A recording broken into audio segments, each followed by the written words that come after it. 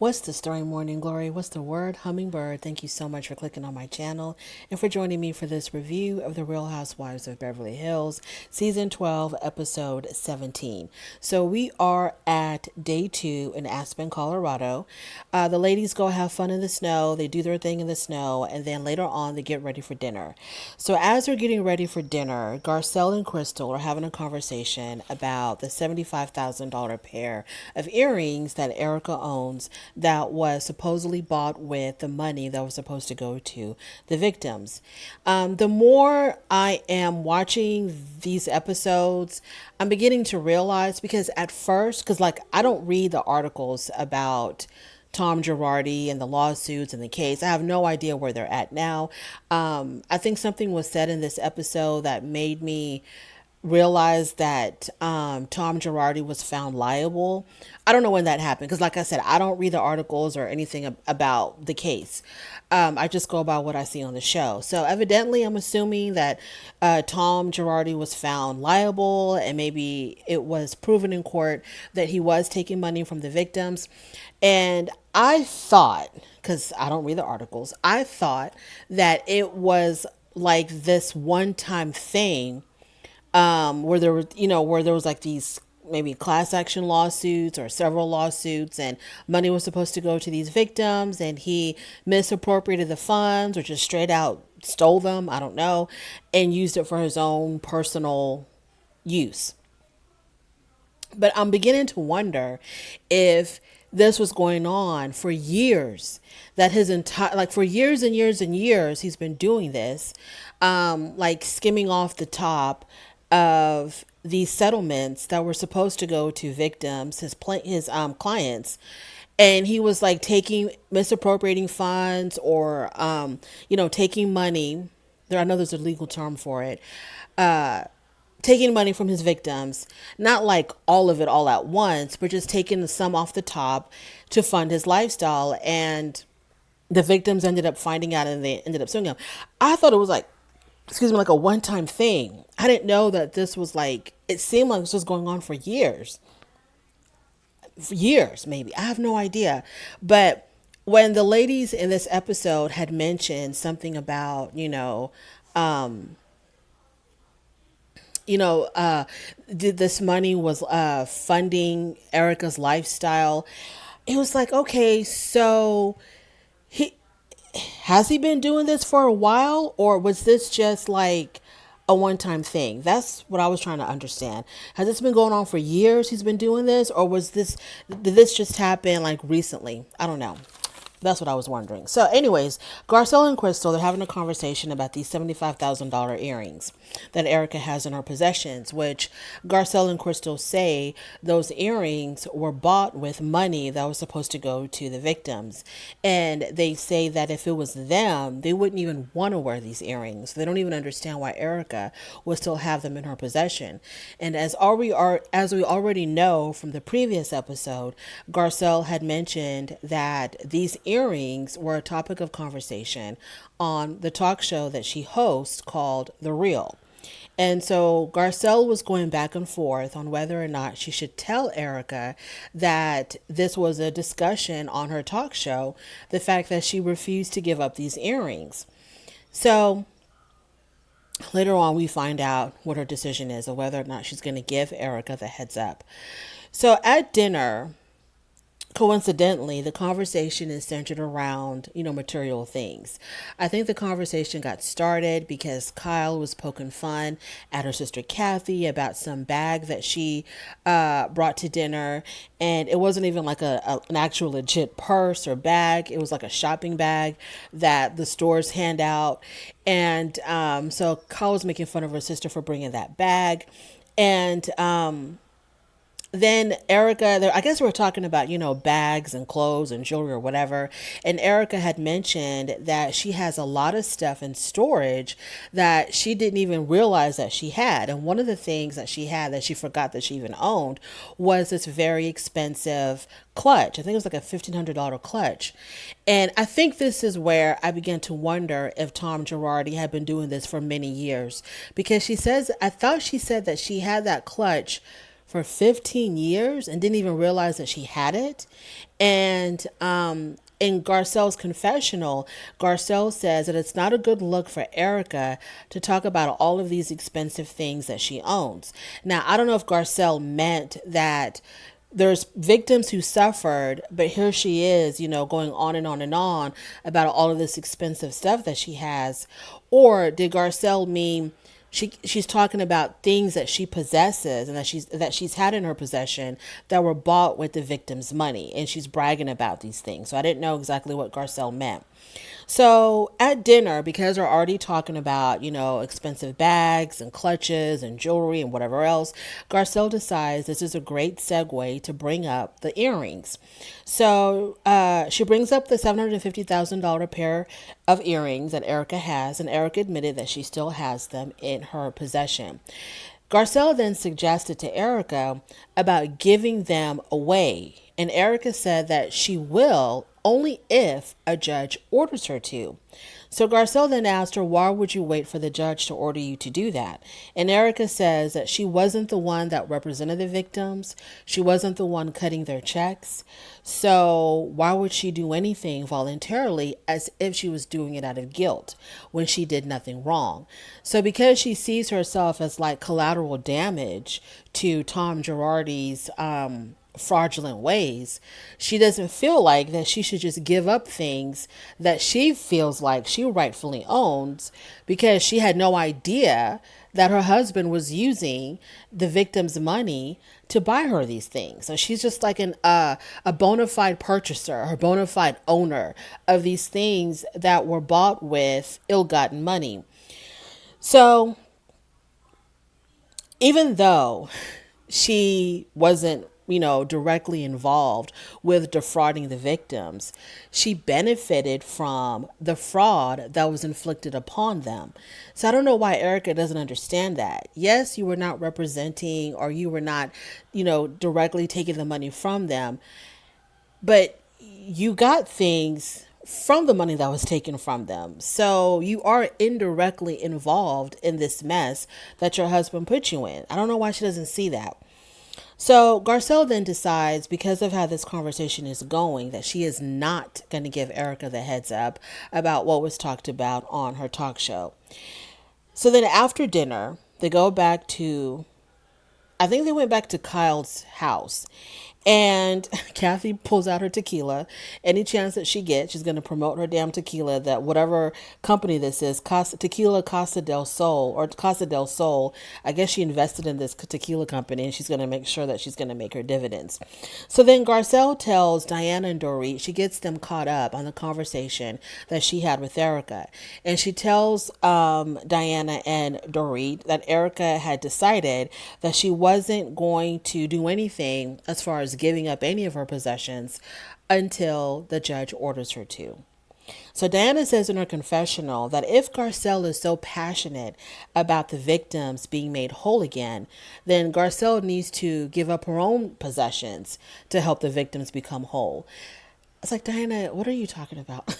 It makes no sense. We want the people responsible for wronging the victims. We want them to be held accountable for what they've done to hurt these innocent people. Okay, Diana? It's not about just making the victims whole.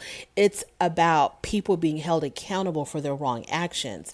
Of course, I'm pretty sure if Garcelle could, she would, but she didn't do anything wrong to these people. She didn't benefit from their suffering. So Diana, shut up. So Garcelle, as Garcelle is talking to Dorit and Diana, she decides to call Erika over, and because they didn't want to make it look like they were talking about her right in front of her. So then she calls Erika over, and Erika joins them. At first, Erika was like, what am I being called over there for? Anyway, Erika joins them, and Garcelle says, you had told me that you were not going to do anything unless you're court ordered to do it. And Erika says, yes, I'm not going to do anything that's not required of me by the law. Erika says that the law takes precedent. And, she's talking like the wife of a lawyer. And Crystal says, well, there is a way, there is a place to make people whole again. And Erika says, yeah, in a court of law. They can be made whole in a court of law, not in the court of public opinion. And Garcelle says in her confessional that even if Erika is innocent, her refusal to give anything is completely beyond me. Does no one understands. No one understands like why Erika doesn't have that thing in her heart that a lot of us do, where it's like you just feel horrible that these people had to suffer unnecessarily from whatever injury was inflicted upon them, whatever accidents that they were in. Then they go to an attorney for help and assistance and to be made whole and to help with their medical bills and their pain and suffering. And the person they go to for help scams them and takes at least a part of their money, a part of money that's owed to them to help them with their recovery, with the funeral expenses, with whatever else. Erika doesn't have that thing in her heart to be like, my husband did this. I had no clue, so she claims, I had no clue that my husband was out there defrauding these poor people, probably using that money to buy things for me.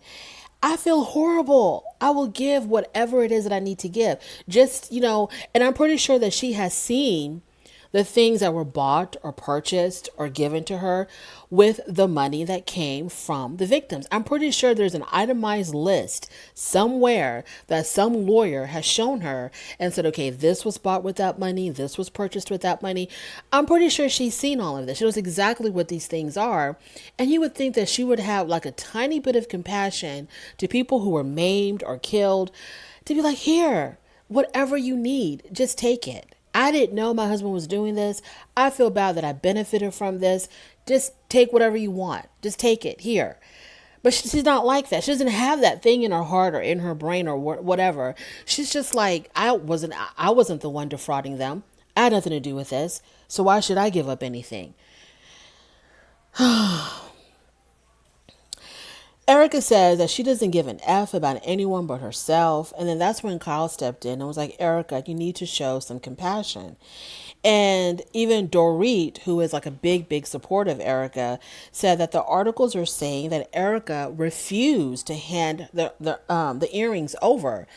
So some entity, some person, some attorney or something had asked her or required of her to give up these things, and Erika refused. So it wasn't like people are just waiting around for her to voluntarily give them.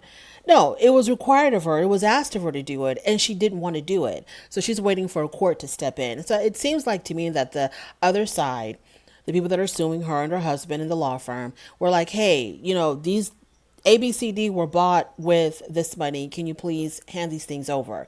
And she said no. So I'm not gonna give up anything until the court makes me do it. So anyways, things get heated up. Erika challenges the women who are questioning her. She challenges them like, do you know the facts? Do you know what happened in this lawsuit? Do you know who's really a victim here? So when things are kind of getting out of hand, because, Kyle gets really emotional and loud, and she had every right to do that because she was getting really frustrated with the things that Erika was saying, because Erika was saying some very triggering things. So when it got really heated, Dorit and Rinna try to, they're whispering amongst each other, and they're like, what, we need to get her out of here. And I was like, why do you need to get her out of there? Let her take this heat. Let her get this work from these people, her friend group, questioning her about why she is the way she is, because it baffles the mind on how Erika can be so cold towards people who did nothing wrong and are owed money. And so Dorita Renner, they're like, oh, let's get her out of here. We got to get her out of here. So they try to steer her out, to the front door. And Erika's just going off. She's just going off about how she don't give a damn. Nobody knows the truth. Nobody knows the facts. People are just, talking mess and just talking, she's just talking a whole bunch of crap as Lisa and Dorita are trying to get her out of there. And Lisa Rinna, she's like, we're done. And it's only Erika talking, but as she's saying, we're done, she's facing the other women who are all silently lined up, sitting on the couch, not saying a word, just watching Erika, act insane. And Lisa's like, we're done. We're done. And she's like talking to, like, girl, talk to your girl. Talk to Erika. Tell her that y'all are done and tell her to shut the hell up. But anyways, that's where the episode ended. This whole episode, I just couldn't believe what I was watching as far as Erika. It's just like completely confused me on how she could be this way. And I know that Erika feels like, even though she claims that it's not because she's trying to look innocent, because she says, I am innocent. I don't have to try to look innocent. I am innocent. Even though she wants to make it look like she is not going to give up anything, because she wants people to believe that she has nothing to do with what her husband did. And I feel like she thinks, like, if I start giving stuff away, or if I start, returning my possessions, I'm going to look guilty. That's what it is. I think that's exactly what it is. That she just doesn't want to look guilty or liable, or whatever the term is, because this is not a criminal thing. It's a civil thing.